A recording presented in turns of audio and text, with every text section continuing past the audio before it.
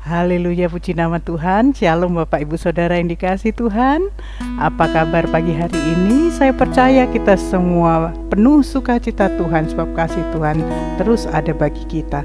Biarlah pagi ini kita naikkan syukur kita atas kebaikannya, dan kita akan mulai ibadah kita. Kita satukan hati, kita berdoa. Haleluya. Terima kasih Tuhan, sungguh kami mengucap syukur atas kebaikan Tuhan. Sebab kasih setiamu tak berkesudahan dalam hidup kami. Kebaikanmu terus ada bagi kami. Kau Allah yang terus melayakkan setiap kami, mengampuni kami Tuhan atas dosa pelanggaran kami, atas ketidaksetiaan kami. Kami bersyukur kepadamu Tuhan.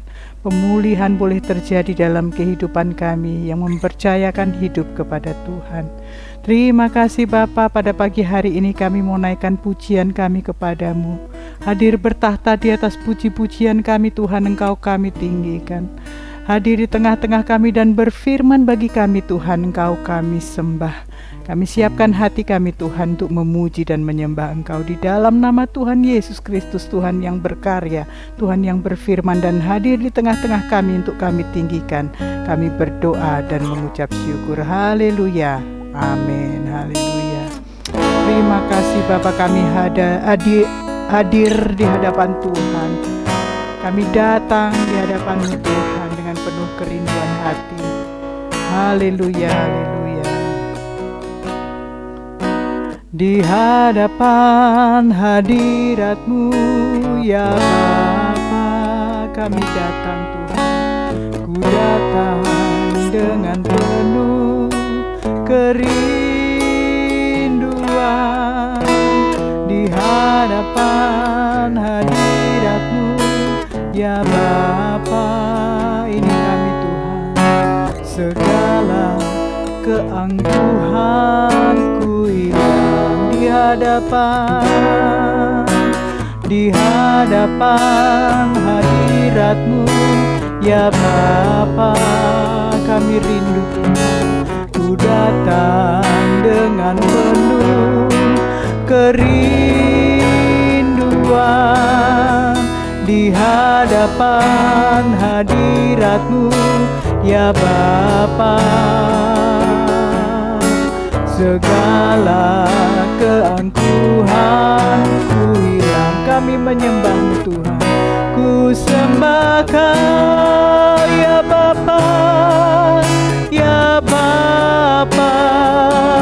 Ku sembah Kau, Engkau Tuhan, ya Tuhan. Ku tinggikan nama-Mu Yesus, nama-Mu Yesus.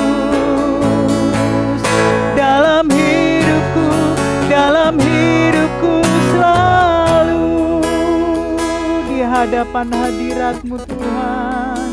Ini kami Bapa, di hadapan hadirat-Mu ya Bapa. Ku datang dengan penuh kerinduan di hadapan hadirat-Mu ya Bapa. Segala keangkuhanku hilang, kami menyembah-Mu. Ku sembah Kau, Engkau Bapa, ya Bapa.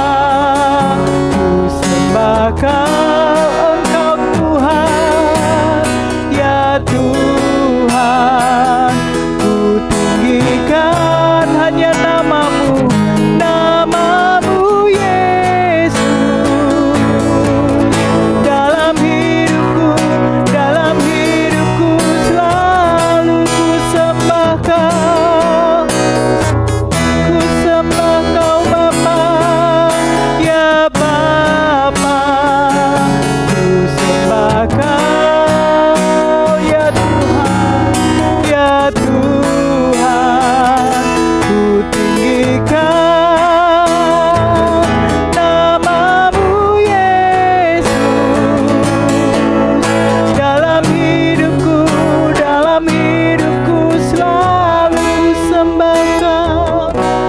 Ku sembah Kau, kami datang ke hadirat-Mu Tuhan. Ya Bapa, Ini kami dengan penuh kerinduan, kami menyembah-Mu Tuhan. ya Tuhan, Kami merendahkan hati kami. tinggikan Biarlah segala keangkuhan kami hilang. namamu, Yesus, dalam hidupku selalu ku sembah Kau, ya Bapa, kami menyembah-Mu. Ku sembah Kau, ya Tuhan. Ku tinggikan hanya nama-Mu Yesus. namamu Yesus, dalam hidupku selalu, dalam hidupku selalu,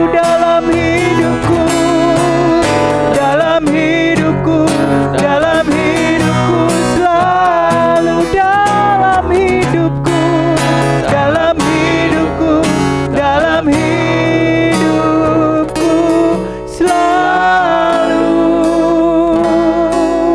Haleluya, haleluya, terima kasih Tuhan. Haleluya. Terima kasih Tuhan buat pagi ini. Haleluya. Melalui pujian ini kami diingatkan bahwa kami hendak memuliakan nama Yesus, nama yang penuh kemasyuran lewat hidup kami yang tak bercacat, tak bercela, sebab untuk itulah Engkau menebus kami. Pagi ini kami hendak mendengarkan sabda-Mu, berbicaralah kepada kami dan disertai dengan Engkau mencurahkan pengertian agar kami pahami firman-Mu, dapat kami berbagian di dalamnya, dan dapat kami semakin layak di hadapan Tuhan. Kami siap merenungkan firman-Mu ini. Di dalam nama Tuhan Yesus kami berdoa.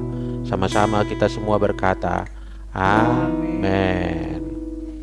Baik Bapak Ibu, pagi ini saya menyampaikan satu renungan dari 1 Korintus pasal 4 ayat 1 sampai 5. Saya berikan judul Citra Hamba Tuhan. Sekaligus sama paralel itu dengan citra orang Kristen. Karena semua orang Kristen adalah hamba Tuhan. We are the servant of God. We are the ambassador of the kingdom. Sebagai ambassador Allah, kita pemimpin diutus Tuhan di dunia ini, dan inilah citra kita berdasarkan 1 Korintus 4 ayat 1 sampai 5 kita baca. Demikianlah hendaknya orang memandang kami sebagai hamba-hamba Kristus yang kepadanya dipercayakan rahasia Allah. Yang akhirnya dituntut dari pelayan-pelayan yang demikian ialah bahwa mereka ternyata dapat dipercayai. Ayat 3, bagiku sedikit sekali artinya, entahkah aku dihakimi oleh kamu atau oleh suatu pengadilan manusia. Malahan diriku sendiri pun tidak kuhakimi, sebab memang aku tidak sadar akan sesuatu, tetapi bukan karena itulah aku dibenarkan. Dia yang menghakimi aku ialah Tuhan. Karena itu, janganlah menghakimi sebelum waktunya, yaitu sebelum Tuhan datang. Ia akan menerangi juga apa yang tersembunyi dalam kegelapan, dan ia akan memperlihatkan apa yang direncanakan di dalam hati. Maka tiap-tiap orang akan menerima pujian dari Allah. Puji nama Tuhan. Bapak Ibu, kitab Korintus ini berisi pesan yang disampaikan oleh Paulus kepada jemaat di kota Korintus, tentunya jemaat yang ada di kota Korintus. Lalu sebagai seorang yang berkali-kali membaca kitab ini, dari tension yang ada di dalamnya atau setting and life, suasana hidup di dalam tulisan ini irama yang ada di dalamnya, maka saya seperti para kebanyakan teolog mengatakan Paulus menulis surat ini ketika ia berada di kota Efesus. Jadi surat dari Efesus ke jemaat di kota Korintus.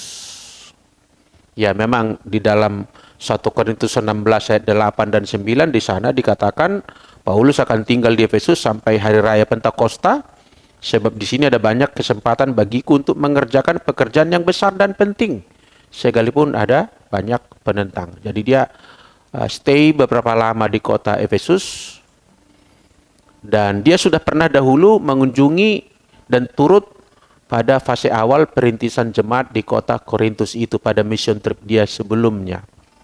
Nah, adapun pemicu kenapa Paulus merasa terdorong atau alasan dia kemendesakan yang dia lihat perlu mengirim tulisan, mengirim surat, mengirim pesan melalui tulisan kepada jemaat di kota Korintus ialah, coba kita lihat 1 Korintus pasal 1 ayat 11. Di sana ditulis oleh Paulus juga, sebab saudara-saudaraku, aku telah diberitahukan oleh orang-orang dari keluarga Chloe tentang kamu, bahwa ada perselisihan di antara kamu. Ya.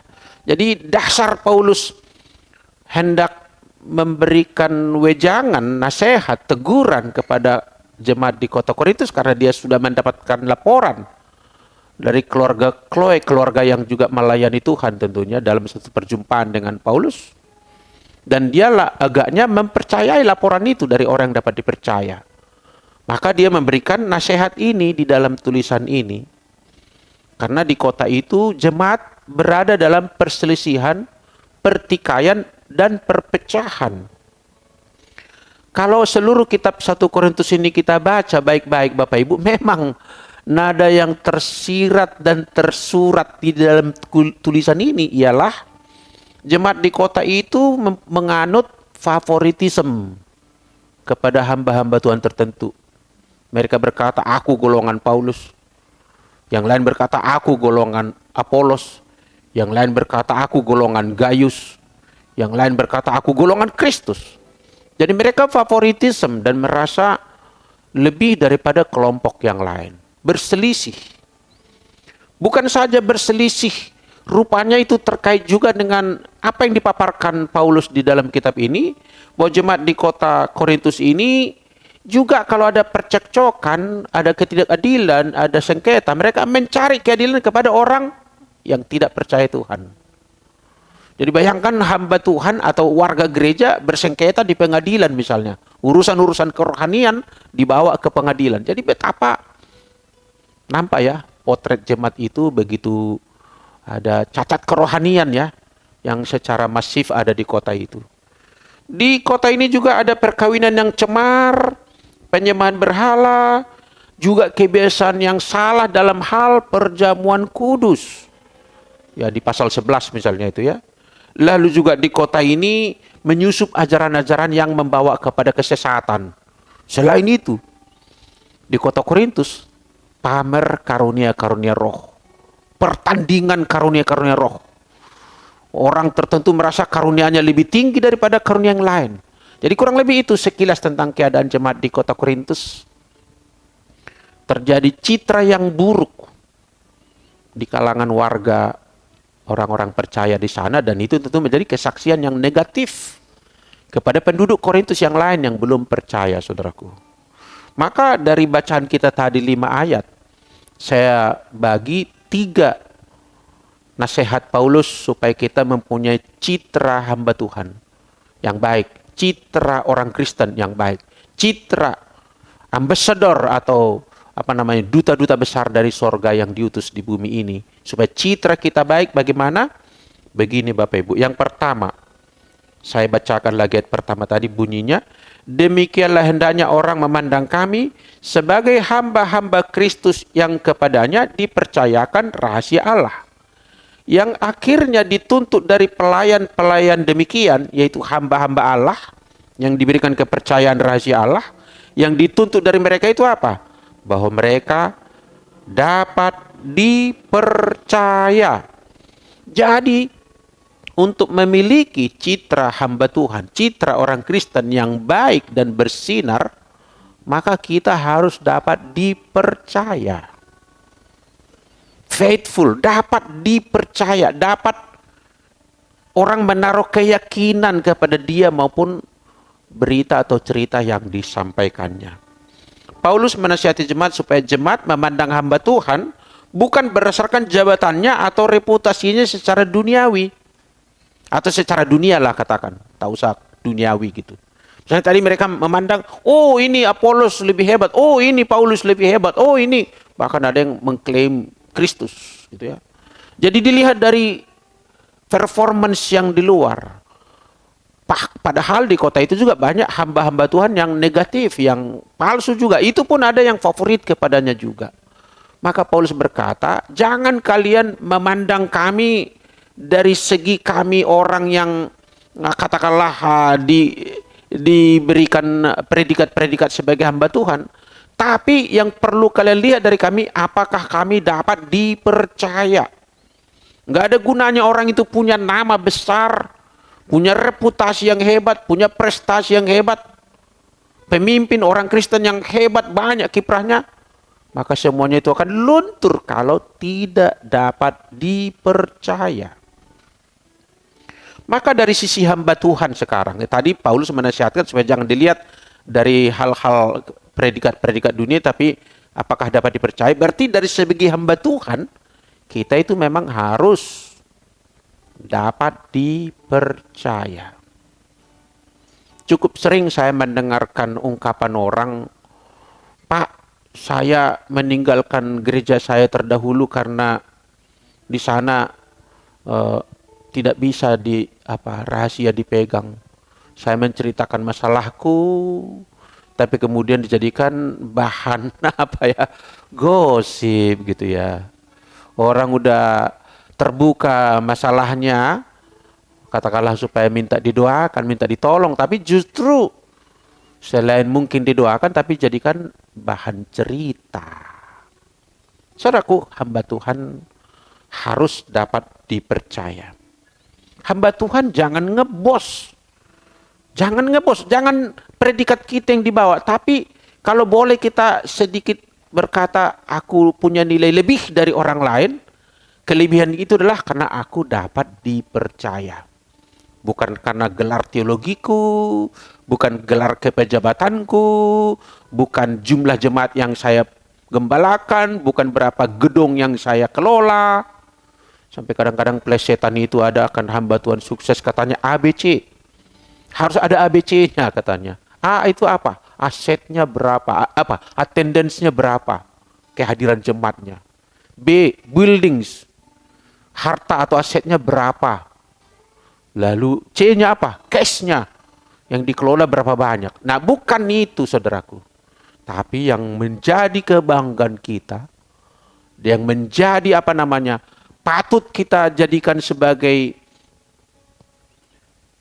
media untuk mengenalkan Tuhan Yesus kepada orang-orang lah, bahwa kita ini seorang yang dapat dipercaya, saudaraku. Kata-kata yang disampaikan oleh Paulus tadi kepada kami hamba-hamba itu diberikan percaya rahasia Allah, mysterion theo, artinya apa yang terselubung di masa lampau, di masa perjanjian lama, kepada hamba Tuhan kita masa kini disingkapkan oleh Tuhan. Misteri Allah itu dibukakan melalui kita. Maka orang yang menyingkapkan misteri kerajaan sorga, misteri Allah, misteri doktrin-doktrin, misteri kehambaan, misteri kehidupan, orang itu mesti dapat dipercaya, saudaraku. Ya terang aja Bapak Ibu. Penjual produk di dunia ini, katakanlah asuransi, properti, mobil, ataupun kosmetik, kan kita harapkan orang itu dapat dipercaya. Apalagi kalau kita dipercaya rahasia Allah, rahasia kehidupan, tugas dari sorga, dipercayakan, diemban di pundak kita. Kita sekalian yang ada di sini mengemban itu, maka kita harus dapat dipercaya. Bagi orang-orang tertentu yang memang masih tekor dalam nilai kepercayaan orang kepadanya, mari kita bangun citra baru diri kita. Mulai kita ya, perkataan kita dapat dipegang, perbuatan kita dapat diikuti orang, dapat dipercaya. Dengan itu integritas kita menjadi citra baik.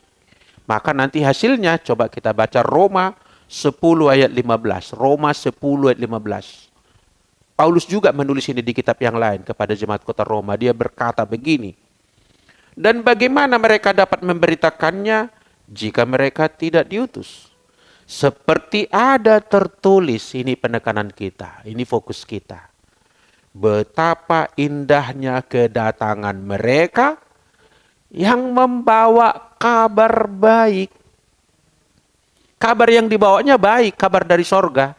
Tapi si pembawa kabar baik ini, citra dirinya juga harus baik.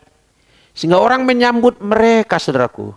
Seolah Paulus sedang berkata, keberhasilan siar Injil sorga ini juga bertumpu kepada citra baik daripada pembawa kabar tadi. Kitalah itu pembawa kabar baik itu. Semogalah kita ini, perkataan ini berlaku bagi kita. Betapa indahnya kedatangan kita di tempat lain, saudaraku. Betapa indahnya kedatangan kita di gereja kita, saudaraku. Karena mereka menjadi orang-orang yang dirindukan, dapat dipercaya, dapat diandalkan, dapat disandari, dapat diberikan trustworthy. Haleluya. Nomor 2. Kita baca kembali ayat 3 sampai 4. Demikian bunyinya. Bagiku sedikit sekali artinya, entahkah aku dihakimi oleh kamu atau oleh suatu pengadilan manusia, malahan diriku sendiri tidak kuhakimi. Sebab aku tidak sadar akan sesuatu, artinya aku tidak pasang perhatian ke situ. Aku tidak fokus ke situ. Tetapi bukan karena itulah aku dibenarkan. Dia yang menghakimi aku ialah Tuhan. Artinya dia fokus kepada penilaian yang datang dari Tuhan. Maka poin yang kedua di sini adalah sebagai hamba Tuhan yang punya citra baik, jangan kita was-was dihakimi orang. Apa maksudnya jangan was-was? Jangan, kira-kira gini ya, orang itu ngomongin aku enggak ya? Apa kata orang itu mengenai saya? Lalu kita selidik-selidik. Kenapa waktu itu kulihat orang itu bisik-bisik? Apa yang dibicarakan tentang aku? Kan belum tentu kita yang dibicarakan juga. Dan kita nggak usah menaruh perhatian ke situ. Asalkan kita dapat dipercaya, fokuslah pada tugas panggilan kita. Fokuslah pada tugas kita. Saya kira di lapangan bola kalau sedang bermain, Anda kata kita lah pemain bola itu Bapak Ibu di lapangan. Kan kita harus tidak peduli dong sweet-sweetan dari tribun penonton, pujian atau mungkin ejekan secara negatif. Kita nggak boleh dong terbawa arus itu, seolah remote kontrolnya dipegang orang lain, lalu perasaan kita bergejolak karena mereka. Kita fokus pada pertandingan kita. Bukan karena itu tak ada itu. Mungkin ada juga yang menghakimi kita, ada yang menggosip kita, tapi kita tidak pasang perhatian. Not pay attention. Kita tidak was-was dihakimi orang lain. Paulus berkata, aku tak peduli mau dihakimi orang, dihakimi pengadilan manusia. Biarin aja. Sebenarnya secara arah lain juga, kalau orang memuji kita pun boleh dibilang tanda kutip kita nggak pay attention juga ke situ. Jangan juga kalau diejek, dihakimi, kita masuk bodoh. Tapi kalau dipuji, kita lebarkan daun telinga kita. Apa katanya? Keren aku katanya ya. Nggak usah juga. Jadi kita kayaknya nggak peduli ke situ. Saya peduli kepada master saya, Tuhan yang memanggil saya, Tuhan yang mengutus saya, Tuhan yang menyertai saya, Tuhan yang mengukur keberhasilan ini, Tuhan yang kupeduli apa yang dia nilai mengenai diri saya. Jadi bukan pujian dari manusia. Kalau mau mencari pujian, cari dan idam-idamkanlah pujian dari Tuhan kita. Yang berkata, hai hambaku yang baik dan setia. Haleluya. Hamba Tuhan fokus pada tugasnya. Ia mengunci atau mengurung dirinya pada kesetiaan pada tugasnya. Dan karena tugas itu ia mungkin digujingkan mungkin, disalahpahami mungkin. Dalam hal itu dia nggak ambil pusing. Saya pinjam bahasa Betawi, emang gua pikirin. Gak usah dipikirin semua. Hamba Tuhan harus selesai dengan dirinya. Harus selesai dengan dirinya. Saya tidak lagi haus pujian, tidak haus jabatan lagi, tidak. Tidak mudah tersinggung. Bukan karena aku tidak punya perasaan, tapi aku fokus pada aku ingin dinilai oleh Tuhan. Juri dari sorga yang menilai saya. Gitu loh saudaraku. Bukan saya juga tidak peduli lingkungan, tapi jangan jadi pasang perhatian ke situ lalu kita konsentrasi kepada itu. Menjaga pencitraan, menjaga harga diri. Jadi itu urusan kita. Berbelok kita sekarang, bergeser kita. Yang kita urusi diri kita, perasaan kita, citra kita yang kita sangat takut rating kita turun gitu ya. Nggak usah peduli itu. Nggak usah peduli itu. Jangan was-was dihakimi orang. Hamba Tuhan selesai dengan dirinya. Sebab ia telah memandang dirinya, ia berharga di mata Tuhan. Oleh karena itu ia tidak lagi, saya katakan ulang, tidak lagi mencari penghargaan dari dunia ini. Toh kalau nanti ada penghargaan dari dunia, kita terima lalu kita berkata, terpujilah nama Tuhan. Enggak kita koleksi untuk diri kita, saudaraku. Kita mungkin terima pujian dari orang, tapi kemudian kita katakan terpujilah Tuhan karena itu. Segala pujian hanya bagi Dia. Segala pujian dan kemuliaan hanyalah bagimu, hanyalah untukmu. Segala pujian dan kemuliaan kini ku persembahkan di hadapanmu, Tuhan. Begitu. Enggak usah kita jadi kita sibuk mengurusi pencitraan diri kita, takut digosipin, biarin aja. Kata orang dunia, makin digosip makin terkenal. Hamba Tuhan harus selesai dengan masa lalu. Ini ya. Karena masa lalu itu kalau nggak beres, itu akan membuat kamu sensitif loh. Itu akan membuat kamu sensi. Dikit-dikit kamu, aku ya dibicarakan. Orang itu mau berniat jahat ya sama aku. Padahal mungkin luka-luka lama yang masih menganga, terbungkus dalam kosmetik, di dalamnya masih membusuk. Hamba Tuhan harus selesai dengan masa lalu. Bila tidak, ia akan mudah tersinggung, mudah sensi, bahkan dia mungkin sentimen pada orang lain. Sentimen. Akibatnya nanti akan terjadi menghamiri pelayanan dia itu. Warna pelayanan itu tidak jadi aroma yang aromatik gitu, yang harum. Tapi jadi pusaran gosip. Karena gosip kita balas dengan gosip. Oh iya Bapak Ibu, kalau orang lain membicarakan hamba Tuhan, biarkanlah itu. Janganlah hamba Tuhan membiarkan membicarakan, menggujingkan orang lain. Kita digujingkan itu, no problem. Terakhir, bagaimana kita supaya mempunyai citra yang baik sebagai hamba-hamba Tuhan? Kita baca ayat ke-5, bagian B-nya langsung, tidak bagian A-nya lagi. Ia akan menerangi juga apa yang tersembunyi dalam kegelapan, dan ia akan memperlihatkan apa yang direncanakan di dalam hati. Loh, ini belum diomongin loh. Tuhan juga akan bukakan, Tuhan akan angkat ke permukaan. Maka tiap-tiap orang akan menerima pujian dari Allah. Wow. Sudah saya singgung tadi, ini merupakan penegasan poin ketiga ini. Hamba Tuhan yang punya citra baik mengidam-idamkan penilaian dari Tuhan. Katakan amin. Pujian dari Tuhan. Dia tidak melayani demi mendapatkan reward. Dia tidak melayani demi mendapatkan jempol.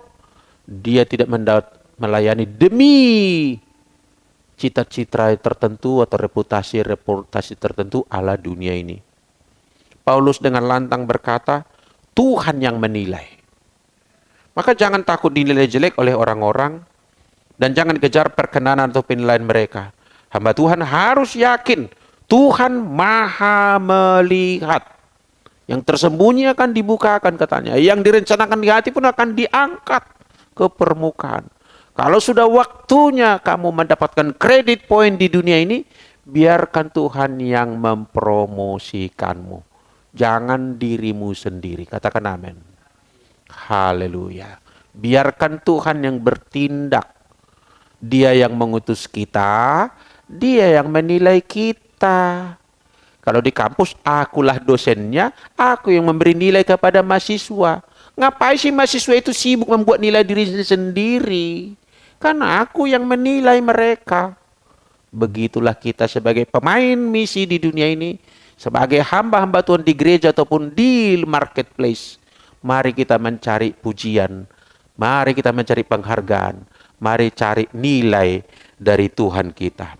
Dia tidak akan tinggal diam. Segala kebaikanmu juga akan reward kepadamu. Yang kamu tabur baik, akan kamu tuai baik juga, saudaraku. Tuhan tidak tinggal diam. Kebenaran kita akan dibukakan. Atau mungkin secara negatif juga kita ingatkan nih, kepalsuan yang kita bungkus pun akan dibuka loh, saudaraku. Jadi betapa pentingnya kita fokus kepada Tuhan. Agar penilaian dari Tuhan itu benar-benar akumulatif berbunyi. Marilah hambaku yang baik dan setia, aku puas dengan kamu. Sabarlah kamu sekarang, mari masuk dalam keabadianku dengan segala fasilitas yang sesuai untuk kamu. Haleluya. Tuhan adalah majikan yang memberikan penilaian atas citra baik setiap hamba Tuhan. Haleluya. Mari kita akhiri, kita tutup dengan doa. Bapa Sorgawi, kami rindu setiap kami yang dalam persekutuan ini. Kami rindu kami di dalam gerejamu. Kami menjadi seorang orang yang punya citra baik. Hamba Tuhan yang punya citra yang baik. Yaitu bahwa kami dapat dipercayai oleh orang-orang. Sampai orang berkata betapa bahagianya kedatangan hamba Tuhan. Kami tidak was-was bahwa orang lain menggujingkan kami, menilai kami ini dan itu. Sebab yang kami rindukan penilaian Tuhan. Dan kami percaya Tuhan tidak pernah tinggal diam. Bahkan yang tidak dilihat oleh manusia, kebaikan akan dipetunjukkan oleh Tuhan. Atau mungkin juga kepalsuan juga akan dibongkar oleh Tuhan. Tuhanlah yang tidak pernah tinggal diam itu selalu monitoring kami. Dia tidak pernah mengabaikan kami, dia tidak pernah masa bodoh dengan kami. Dia selalu watching over us, melihat kami, mengawasi kami, memantau kami, bahkan pada akhirnya menjadi juri yang memberikan penilaian atas kami. Terima kasih Tuhan, biarlah terus Roh-Mu mengurapi kami, agar kami terus menjaga diri kami sebagai hamba-hamba Tuhan, sebagai orang Kristen, sebagai ambasador dari kingdom itu yang ditempatkan Tuhan di dunia di mana kami berada saat ini. Kami memiliki citra yang baik supaya nama Tuhan dipuji dan dimuliakan. Terima kasih Tuhan, kami bersyukur buat sabda-Mu. Terpujilah Tuhan. Bapak Ibu, kita akhiri renungan pagi kita dengan menerima berkat Tuhan. Bukalah hatimu, pandanglah Tuhan, tadahkanlah tanganmu, dan terimalah berkatnya turun atasmu. Tuhan memberkati engkau, memberkati kesendirianmu, memberkati engkau dalam keluargamu, memberkati suami, istri, dan anak-anakmu, orang tua dan mertuamu. Keluargamu diberkati oleh Tuhan, diberikan anggur yang manis di tengah-tengah keluargamu. Sekolahmu, studimu, bisnismu, perjalananmu, semuanya ditolong, diurapi oleh Tuhan.